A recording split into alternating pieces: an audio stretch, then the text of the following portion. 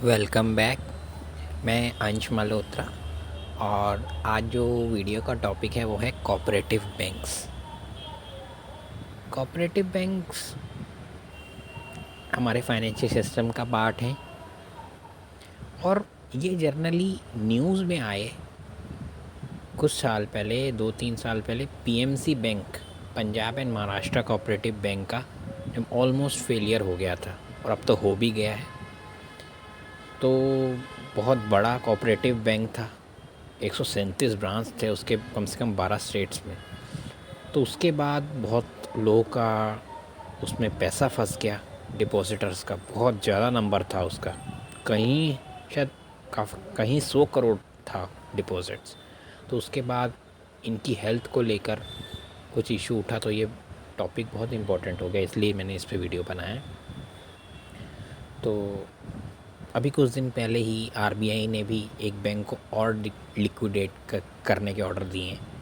Indian cooperative bank है शायद।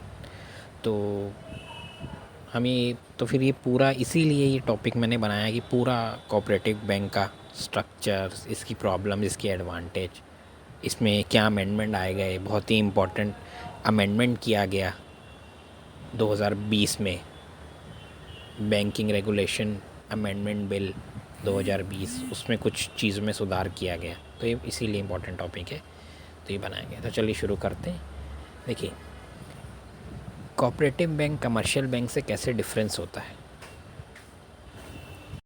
कैसे डिफरेंट होता है वो हम ज़रूर देखते हैं। लेकिन जब हम कोऑपरेटिव बैंक सुनते हैं तो सबसे पहले कोऑपरेटिव बैंक कॉरपोरेशन से ही बना है, मेंबर्स के अमंग कॉपरेशन होना। और जब भी हम कोऑपरेटिव की बात करते हैं ना, तो सबसे पहला नाम हमारे सामने आता है अमूल डेयरी कंपनी। दुनिया का सबसे बड़ा कोऑपरेटिव है। बिल्कुल सेम प्रिंसिपल पे कोऑपरेटिव बैंक भी काम करते हैं।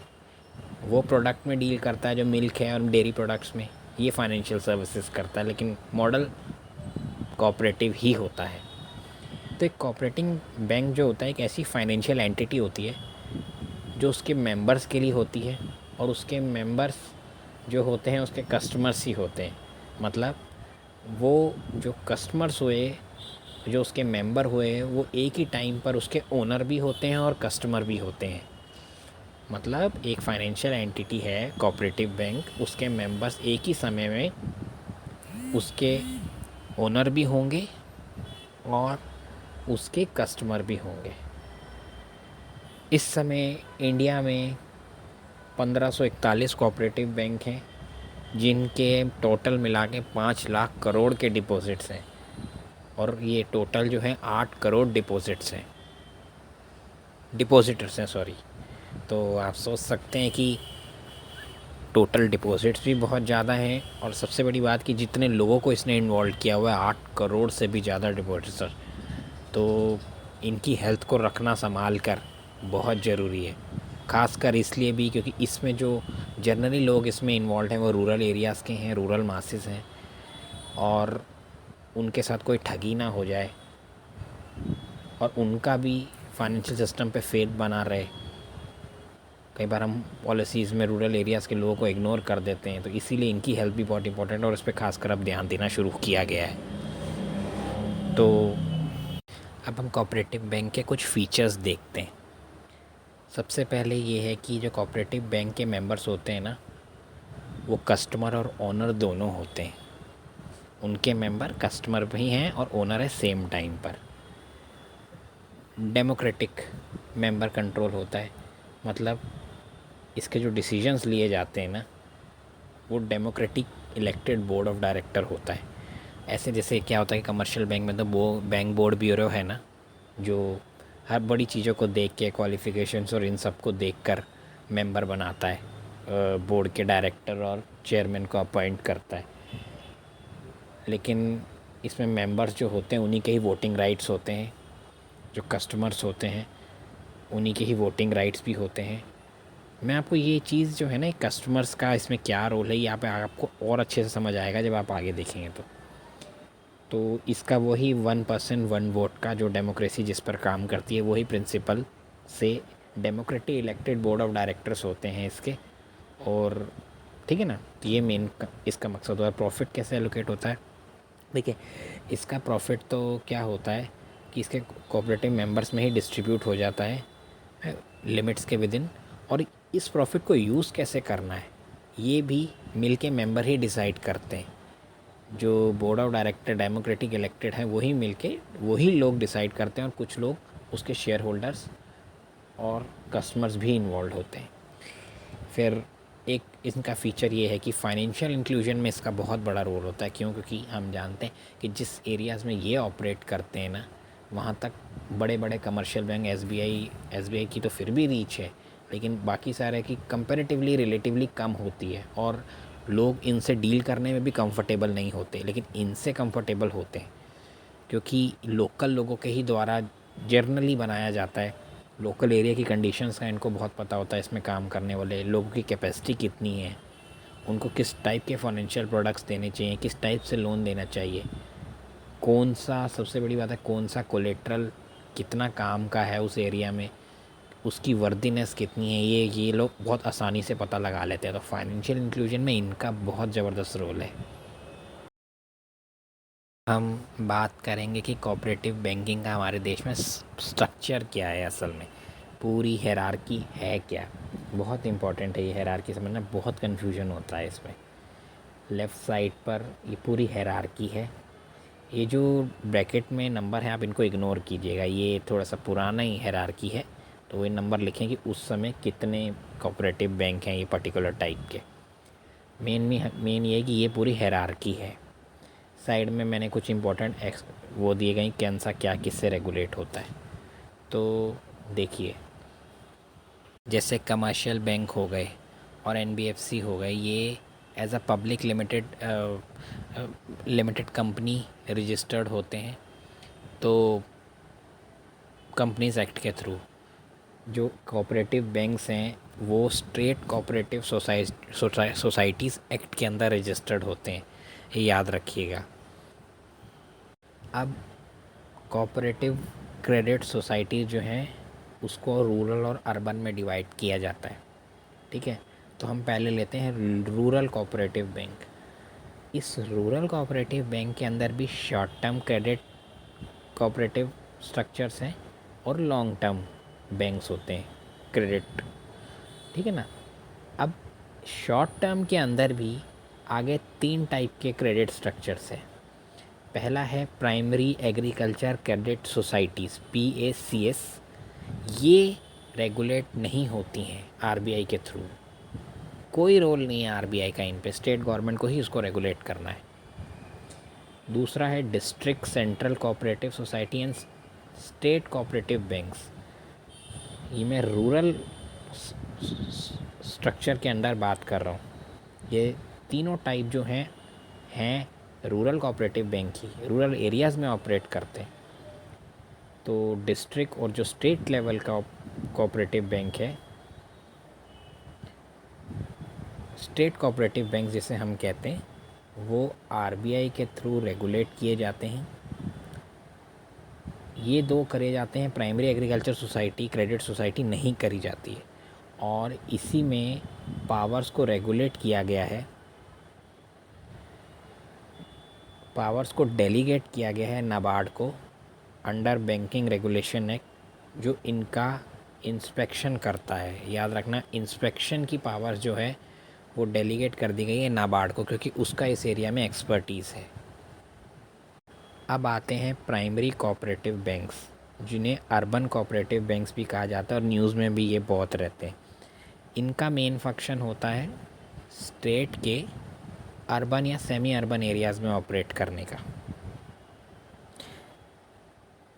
तो इसके अंदर पहला है सिंगल स्टेट कोऑपरेटिव बैंक हो सकता है।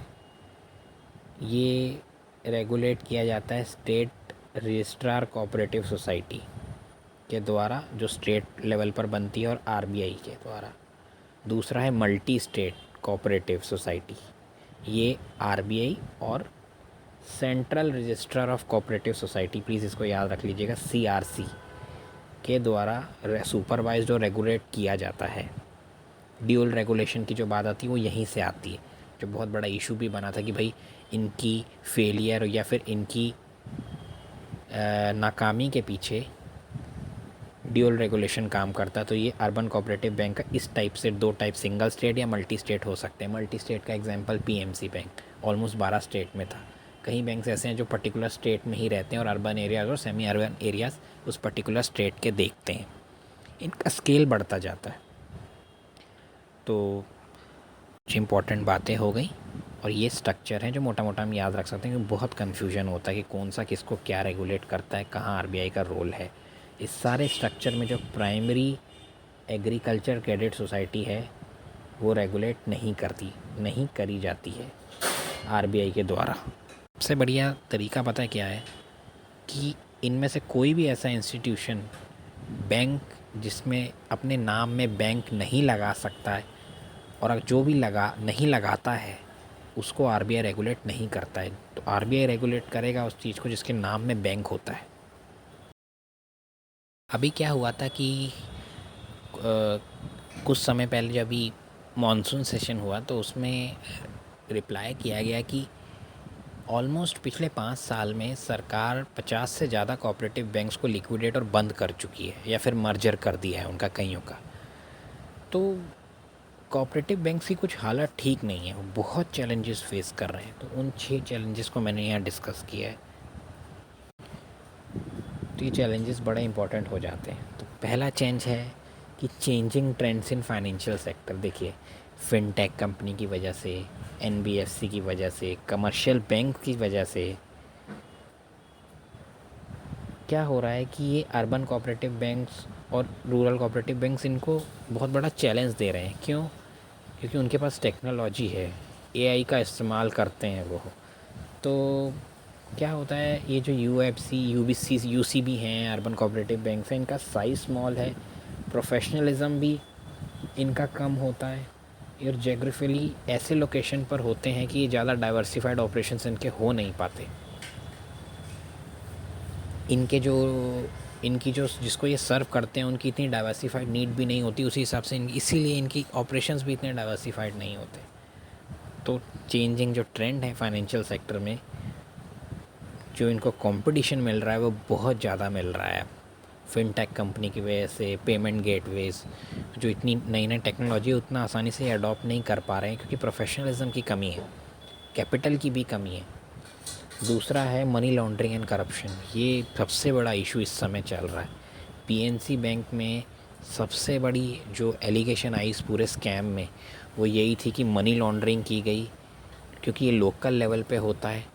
तो जो लोग गलत काम करते हैं वो इनका यूज़ करते हैं बैंक का, लोकल लेवल के जो रूरल एरियाज़ के और अर्बन कोऑपरेटिव बैंक्स के, क्योंकि इनका ये मानना है कि आरबीआई का इन पे फुल कंट्रोल नहीं होता है, ड्यूल रेगुलेशन होता है। तो ये फ्रॉड करने के ज़्यादा आसान तरीके हैं, मनी लॉन्ड्रिंग करते हैं। एक बहुत अच्छी न्यूज़ मुझको याद आ रही है कि जब नोटबंदी हुई थी, डीमोनेटाइजेशन हुआ था, तो उस समय पे आरबीआई ने कोऑपरेटिव बैंक्स को मना कर दिया था 500 और 1000 के नोट लेने के लिए।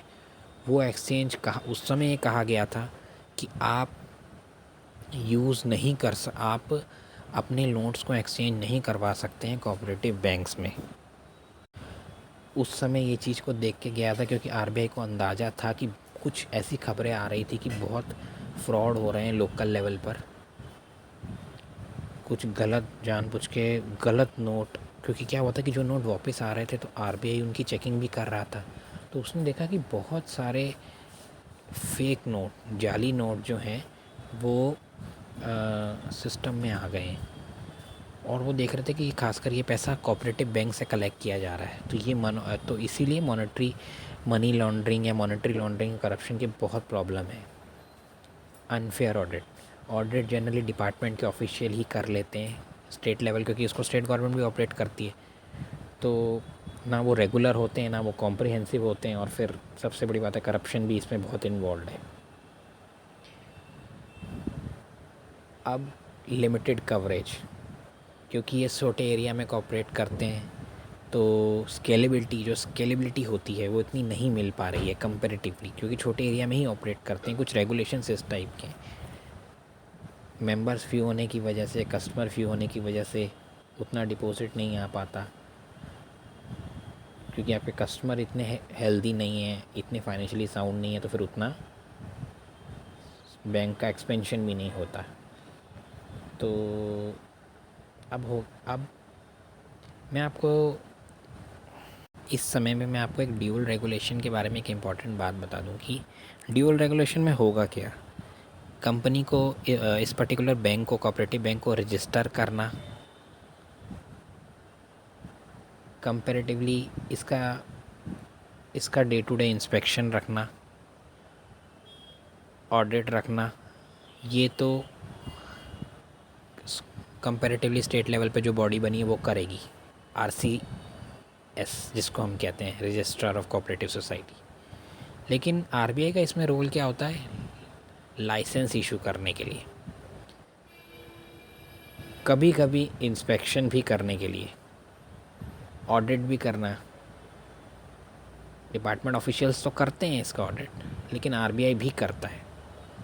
प्रूडेंशियल नॉर्म्स बनाना, कैपिटल कैसे यूज़ होगा, ये काम RBI का होता है। नया लाइसेंस इशू करना या ब्रांच एक्सपेंशन में भी इसका थोड़ा थोड़ा हाथ होता है।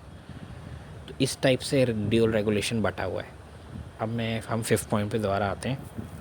जो सबसे बड़ी प्रॉब्लम है, पॉलिटिकल इंटरफेरेंस, बहुत ज़्यादा प्रॉब्लम है। पॉलिटिशियंस जो होते हैं कोऑपरेटिव बैंक्स को अपना वोट बैंक यूज़ करते हैं। बहुत सारे local politician, councillor, panchayat members जो होते हैं वो इनके बोर्ड ऑफ डायरेक्टर में होते हैं, तो कन्फ्लिक्ट ऑफ इंटरेस्ट आ जाता है।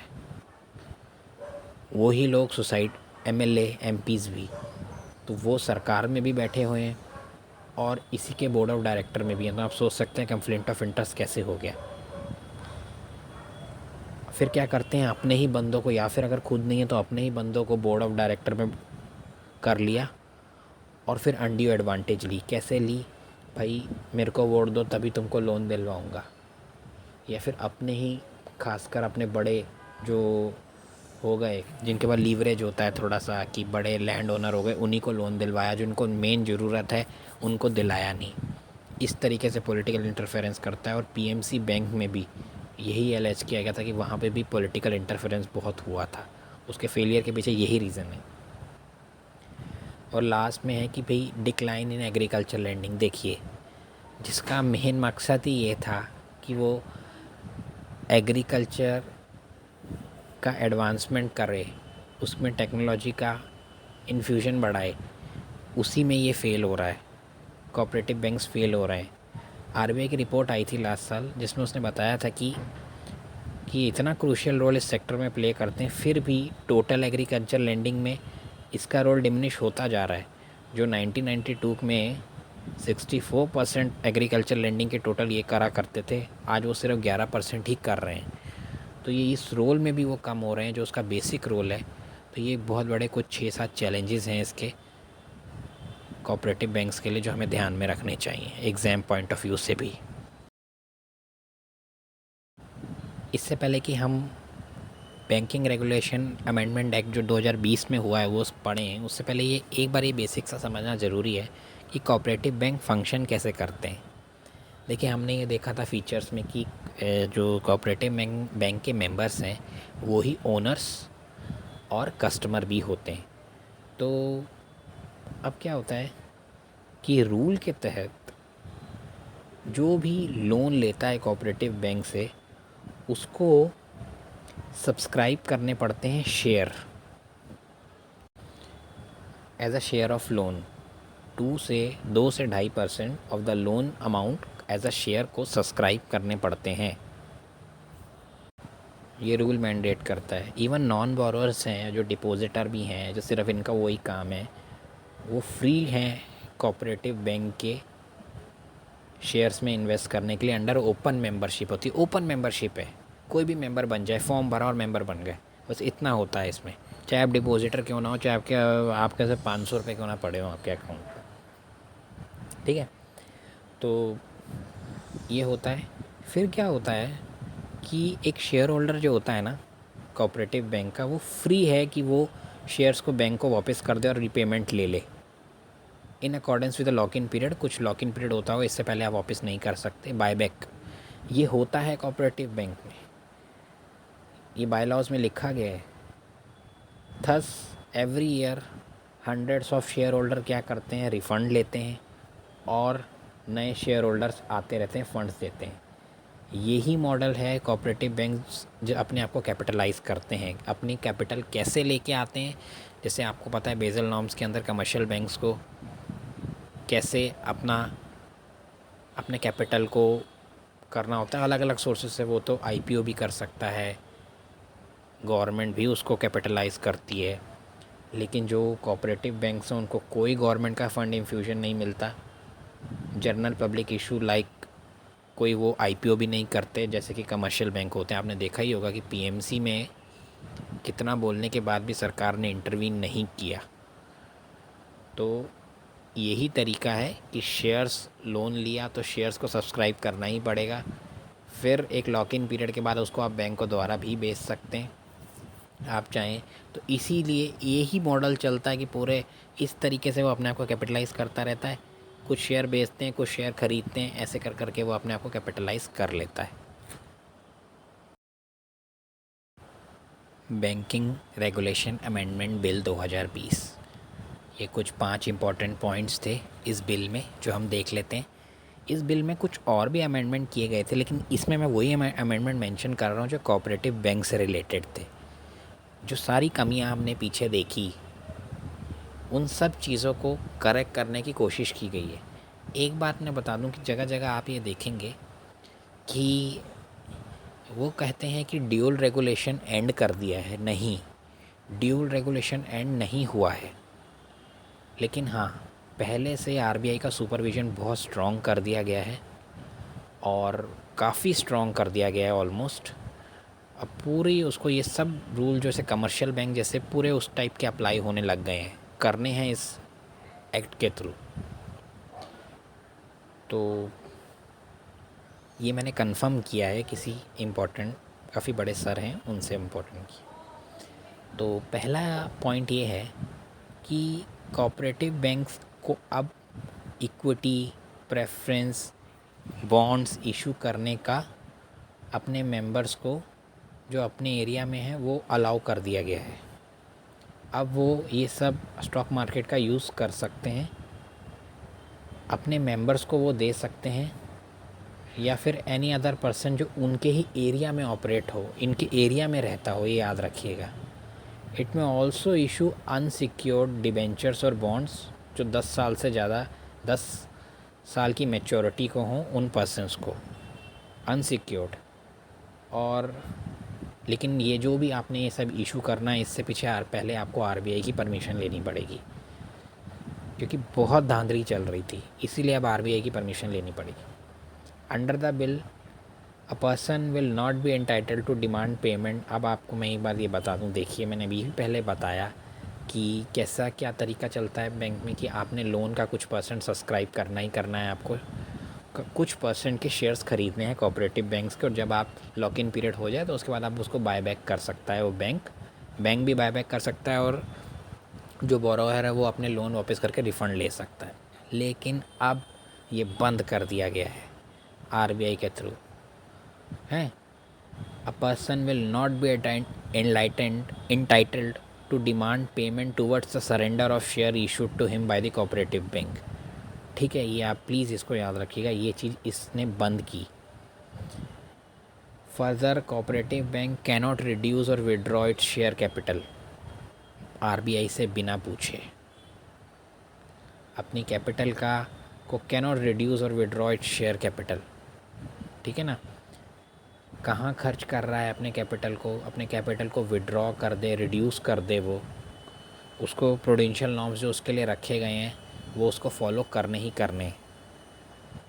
और कुछ अगर वो कैपिटल को कहीं वो खर्च कर भी रहा है तो पहले आरबीआई से परमिशन लेगा। कोई ऐसी स्थिति आ गई कि उसको कैपिटल को विड्रॉ रिड्यूस करना पड़ गया तो अब भी आरबीआई से परमिशन लेंगे, पहले की तरह नहीं चल पाएगी धांधली। और अब क्या है, कोऑपरेटिव बैंक्स जो हैं कैनॉट एम्प्लॉय समवन। अच्छा, और इसके अब गवर्नेंस को भी इम्प्रूव करने की कोशिश की गई है। तो भाई ये कि भी ये जो बैंक हैं वो एम्प्लॉय नहीं कर सकते किसी भी बंदे को जो। अब अगला ये है कि कोऑपरेटिव सोसाइटी जो है वो कैनॉट एम्प्लॉय अ पर्सन जो बैंकरप्ट हो गया है और have been convicted of a crime involving moral turpitude as a chairman. ठीक है ना, मतलब बेकार गलत गलत कैरेक्टर के आदमी को एज अ चेयरमैन आप नहीं बना सकते। आप ये बहुत स्ट्रिक्टली फॉलो किया जाएगा और आरबीआई को अगर पता चलता है तो वो रिमूव भी कर सकता है उसको। एक रूल ये भी बनाया गया है कि the board of director must have at least, जो बोर्ड ऑफ डायरेक्टर्स हैं किसी भी कोऑपरेटिव बैंक के, उसके एटलीस्ट 51 मेंबर्स जो हैं उनके पास एक स्पेशल नॉलेज होनी चाहिए और एक्सपीरियंस होना चाहिए अकाउंटेंसी, बैंकिंग, इकोनॉमिक्स या लॉ किसी भी उसमें। देखिए ऐसा किस लिए किया गया, बहुत ये हो रहा था कि अंडर क्वालिफाइड लोगों को भी बोर्ड ऑफ डायरेक्टर में निकाल लिया गया था। मेन वहाँ अक्सर में चल क्या रहा था, नेपोटिज़म चल रहा था, करप्शन चल रहा था, मनी लॉन्ड्रिंग चल रही थी। ये बहुत कंप्लेंट्स आ रही थी। मतलब उसको अपना अपना कहते हैं ना, अपना धड़ बना रखा था लोकल पॉलिटिशियंस ने। लोकल पॉलिटिशियन, बड़े लैंड ओनर्स ने, सब ये मिली भगत ने परेशान करके रखा हुआ था और मेन मकसद से भटक रहे थे। लोगों के पैसे पे डेंजर में आ रहा था, लोगों का डिपॉजिट, लोगों का जो गरीब लोगों की बेसिक कमाई है। और सबसे बड़ी बात है, लोगों का सिस्टम में फेथ कमज़ोर हुआ। बहुत लोगों की जो बीएमसी पीएमसी जो है बैंक में, लोग बहुत फंसे। जो मेंटल टॉर्चर हुआ उसका तो कोई बात ही नहीं है। तो क्या हुआ कि इसीलिए इसको कंट्रोल किया जा सके तो इसलिए 51 मेंबर्स को अब स्पेशल नॉलेज होनी चाहिए। और अगर आरबीआई को लगा तो वो बोर्ड को रिकन्स्टिट्यूट भी कर सकता है, ऑर्डर कर सकता है। और अगर वो भी कंफर्म नहीं किया गया, कंफर्म मतलब उसने नहीं माना, तो बोर्ड को सुपरसीड तक कर सकता है आरबीआई 5 साल के लिए।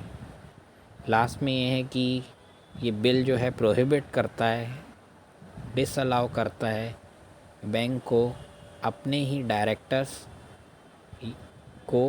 डायरेक्टर्स या वो प्राइवेट कंपनी जहाँ पे बैंक के डायरेक्टर और चेयरमैन का कोई इंटरेस्ट है उनको अनसिक्योर्ड लोन देने के नहीं देना है, ये रूल है। तो फाइनली ये वीडियो ख़त्म होता है। अभी भी अगर आपको कोई डाउट हो या फिर कोई चीज़ आपको लगता है कि इस वीडियो में मिस हो गई है कोऑपरेटिव बैंक से रिलेटेड, तो ज़रूर उसको कमेंट सेक्शन में लिखिएगा। मैं और कुछ अगर आपको गलती लगती है किसी चीज़ में वो भी लिखिएगा तो मैं उसको ठीक कर लूँगा। कोई भी टॉपिक अगर इससे रिलेटेड और मिसिंग है तो कमेंट सेक्शन में आप लिखिएगा। वीडियो कैसा लगा बताइएगा, तो उसको लाइक भी कर दीजिएगा, शेयर कर दीजिएगा अगर ये किसी और के काम आ सकता है, और चैनल सब्सक्राइब कर दीजिएगा अगर आपने नहीं किया तो। और ऐसे वीडियो आएंगे तो आपकी हेल्प हो जाएगी। Thank you, have a nice day. ये वीडियो देखने के लिए thank you, thanks for watching.